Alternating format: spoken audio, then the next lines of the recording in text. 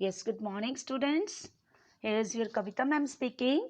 Today I am going to discuss with you about the natural resources. Second chapter of Geography, class 8. Which are the natural resources? Land, soil, water, natural vegetation and wildlife resources. What is land? Land क्या है? ज़मीन, धरती, पृथ्वी, जहाँ पे हम रह रहे हैं, जहाँ पे हम अपनी एक्टिविटीज़ करते हैं, डेली हम चलते फिरते हैं, वो क्या है? वो ज़मीन है। हमारे मकान कहाँ पे बनते हैं? ज़मीन के ऊपर बनते हैं। Second is soil. सॉइल क्या है? मिट्टी, जिसमें हमारी क्रॉप्स जो हैं वो ग्रो करती हैं, प्लांट्स ग्रो करते हैं। हम पॉट्स में अगर कोई प्लांट्स लगा रहे हैं तो वहाँ पे भी हमें सॉइल की ज़रूरत पड़ती है। वाटर क्या है? वाटर हमारे लिए बहुत नेसेसिटी है, बहुत ज़रूरी चीज़ है, हमारी एक रिन्यूएबल रिसोर्स है, इसके बिना भी हम जीवित नहीं रह सकते। नेचुरल वेजिटेशन क्या है? नेचुरल वेजिटेशन हमारे फॉरेस्ट से रिलेटेड है। वो चीज़ें जो हमें बहुत, जूट है, सिल्क है, या कई जैसे ऐसे फाइबर्स हैं, रबड़ है, ये सारा कहाँ से हमें प्राप्त होता है? नेचुरल वेजिटेशन से।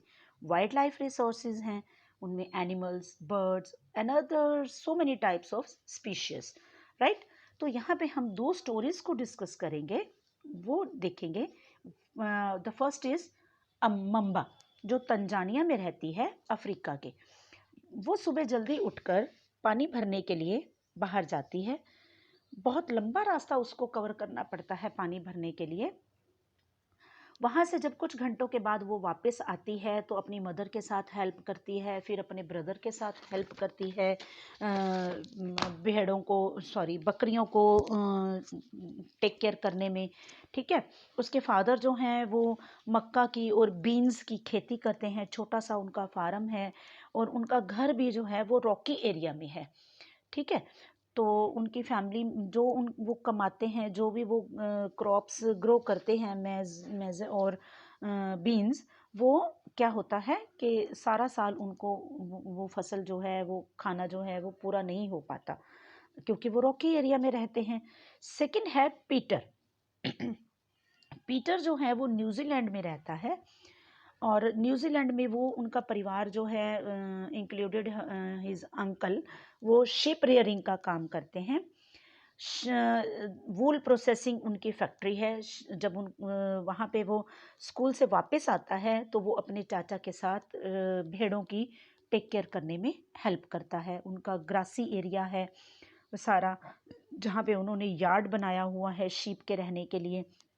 साइंटिफिक मेथड्स वो यूज़ करते हैं, ऑर्गेनिक फार्मिंग करते हैं। तो यहाँ पे इन दोनों स्टोरीज में हम ये देखेंगे कि मम्बा और पीटर वर्ल्ड के डिफरेंट पार्ट्स में रहते हैं, लेकिन उनकी लाइफ भी डिफरेंट है, उनके रहने का स्टाइल भी डिफरेंट है। क्यों? और वहाँ की उनकी क्वालिटी ऑफ लैंड भी अलग है, डिफरेंस है, सॉइल अलग है, नेचुरल वेजिटेशन अलग है, एनिमल्स अलग है। तो ये किसके डिपेंड करते हैं? सारा कुछ जो इंक्लूड करता है the availability of the such resources. जितने भी लोग हैं, हम लोग हैं, हम अपने देखो प्लेन एरिया में रह रहे हैं, ठीक है, लेकिन कुछ लोग जो पहाड़ों में रह रहे हैं, कुछ लोग हैं समुद्री एरिया में रह रहे हैं, कोस्टल एरिया में रह रहे हैं, कुछ डेजर्ट एरिया में रह रहे हैं। तो सब जगह की जो लैंड, सॉयल, वाटर, हर तरह की जो चीज़ों में डिफरेंस होगा, उनके लाइफस्टाइल में डिफरेंस होगा, उनका पहनावे में, खान पान में, हर चीज़ में डिफरेंस मिलता है। तो first topic is land. Land क्या है? हमारी मोस्ट इम्पॉर्टेंट नेचुरल रिसोर्स है। ज़मीन हमारी मोस्ट इम्पॉर्टेंट नेचुरल रिसोर्स है। ये क्या है? धरती का 30% एरिया जो है वो रहने के योग्य जो धरती है, ज़मीन है, वो कवर करती है। Small percentage are not habited. कुछ परसेंट ऐसी है जो पहाड़ों वगैरह में इंक्लूड हो जाती है, नदियों में इंक्लूड हो जाती है। कुछ परसेंट ऐसी एरिया है जो रहने के काबिल नहीं है। और यहाँ पे क्या है? Uneven distribution of population. क्यों है अनइवन डिस्ट्रीब्यूशन ऑफ पॉपुलेशन? इसलिए है क्योंकि वहाँ की टोपोग्राफी अलग है, स्टीप स्लॉप्स हैं, माउंटेन्स हैं, इसकी वजह से पॉपुलेशन जो है वो एक जैसी नहीं हो पाती, ठीक है। आगे देखेंगे हम लैंड यूज़।